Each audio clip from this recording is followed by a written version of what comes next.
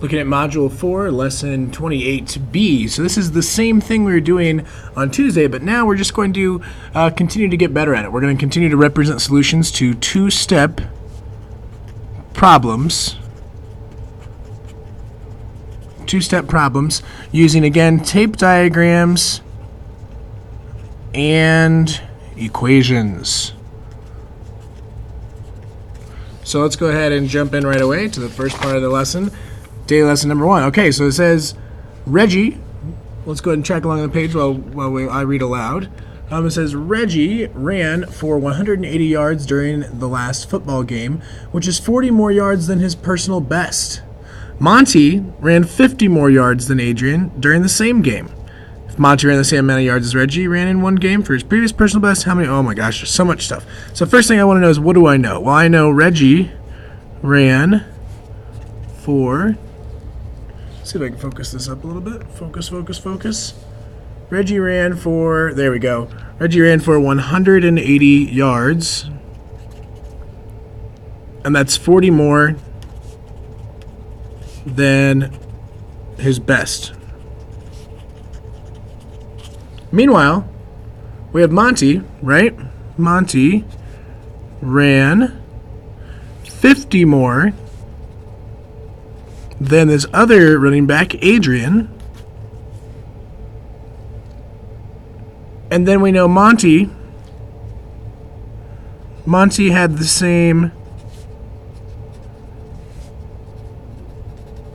as Reggie's old record, or his old best.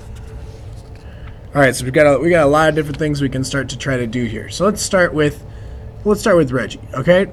So Reggie ran 180 yards, which is 40 more than his personal best. So it means whatever his old one was, right? Whatever Reggie's old record was, Reggie, 40 more yards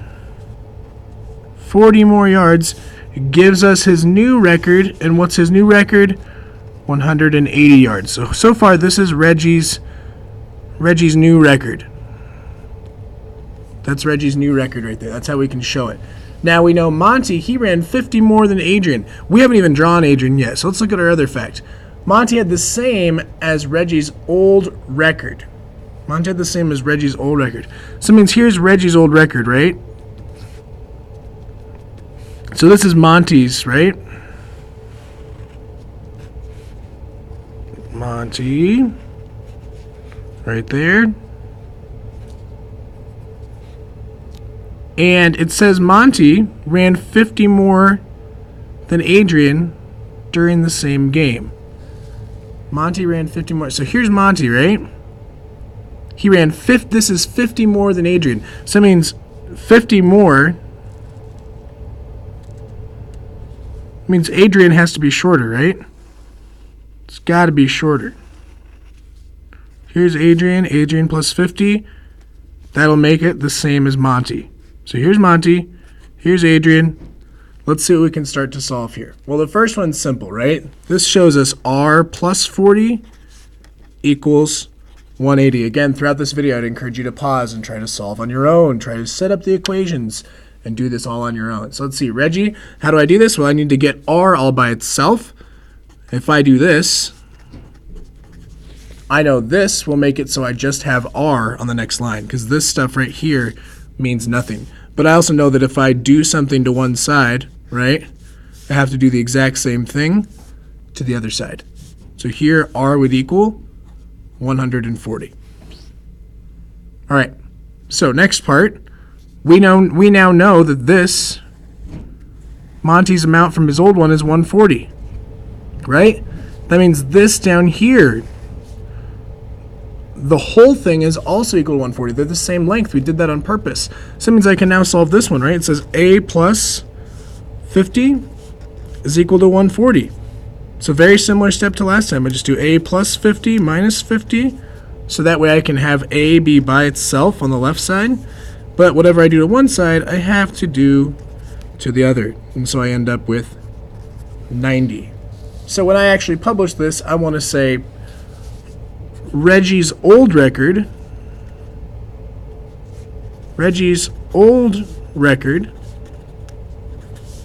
was, and I can look up and see, what was his old record? We said it was 140. Was 140 yards. So Monty must have also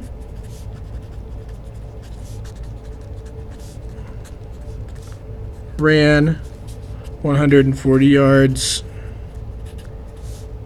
while Adrian ran for 90 yards. And think about why this makes sense. We know Reggie we know it has to be 40 less, right? This has to be 40 less than the 180 that he had in his last game, right? That's definitely 40 less. And Monty has the same amount, right? But then Adrian has to have 50 less than that. So you can always read back through your problem and make sure your facts line up with the answers you come up with. Let's go ahead and take a look at problem 2. Now on problem 2, what I'd like you to do is, again, it doesn't say solo attempt, but you can always think, solo attempt. How can I start to do this? How can I start to do this on my own? So I would start by like pausing and just seeing if you can write down things that you know. And then when you check back in with me, pause again, see if you can start to draw. So you got to be able to be the one that goes ahead and pauses, because if you can do that, you can pretty much learn anything you want to learn without me, without anybody else. You can just do it all on your own by pausing and getting good at that. All right, so it says he rides his bike downhill at 60 miles an hour. So Lance, downhill, 60 miles per hour. And when he's uphill, he is 8 miles per hour slower. But then his downhill speed is 4 times faster than his road speed. So downhill, again, so these two are kind of connected. Downhill is 4 times faster than the flat.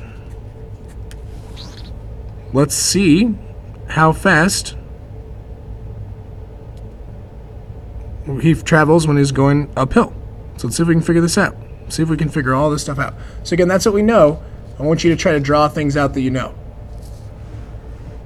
All right, so first of all, I know that downhill speed is 4 times as fast as his flat road speed. So I know that 4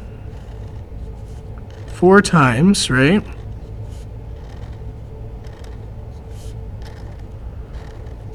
4 times the flat road speed, F, that will tell me the downhill road speed. And here the downhill road speed is 60 miles per hour. So far so good. And then the other thing I know is that when he's riding uphill, it's 8 slower than the flat roads. So it means here's just one flat road, right? To figure out the uphill, it's going to be 8 less, right? 8 less is for the uphill U. So here's uphill, here's downhill, and every time we see an F, that is our flat surface. So those are all F's here. So again, I encourage you to pause here. Pause here. See what you can do. See if you can solve these on your own. Well, I know that I see 4 F's, right, to give me 60. If you didn't get that, you might be able to take that right now and figure out how to solve it. You might be able to do that. So try that right now. You've got 4F equals 60. Try to solve. Otherwise, I'm going to do it right now. So hopefully you paused or tried it on your own. So what do I need to do? I need to divide this side by 4 and this side by 4. Why do I do that? And by the way, that's an equal sign. Why do I do that? Well, this says 4 times F. So that means the same thing as this. 4 times F. If I want to somehow make that equal to just F at the end, which is my goal, then I need to divide that side by 4. So how do I do that? I divide it by 4. 60 divided by 4 is 15. So that tells me his flat surface speed, 15 miles an hour. So far, what do I know? I know downhill, 60 miles an hour. Flat hill, or the flat surface is 15. Now it said his flat surface was 8 more,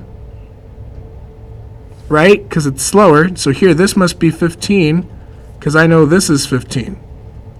Every one of those F's is 15. So this tells me that if I take the uphill plus 8, I will get 15. So how do I solve for this? Well, this looks a lot like our solution to the last problems we did.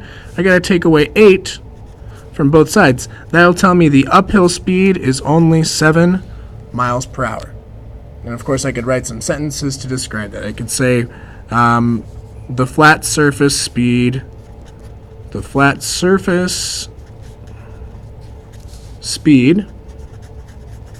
is, while the uphill speed is blank. So think about how you can fill those blanks in. And obviously, if you figure that out, you could say, oh, well, going on the flat surface is 15 miles per hour, and going uphill is only 7 miles per hour, which makes sense. It's going to be more difficult to go uphill. All right, last thing before I go, and then you'll know what you need to do. So I'm not going to do this one with you. For this one, I expect you to try this problem all on your own. All on your own. So you're going to work on this one, and when you think you've got a full attempt where you've Pudwicked, you've put tape diagrams, and you've tried to solve and written something, you're going to go check in with a solution at the back table. And when you do that, you'll need to get my approval. So you'll just need to show me, hey, I'm done, I've worked on this problem, and then you'll go check it back at the table. And then when you're done checking it, I should see right here, I should see one thing I did well. So what did you do well?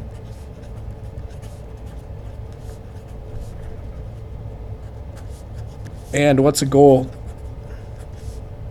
What's a goal for improvement? A goal to grow. How could you get better? Okay, so those are the questions you're answering after you've corrected this at the back table. So if I don't see you come back to the back table, I'll know you weren't following directions.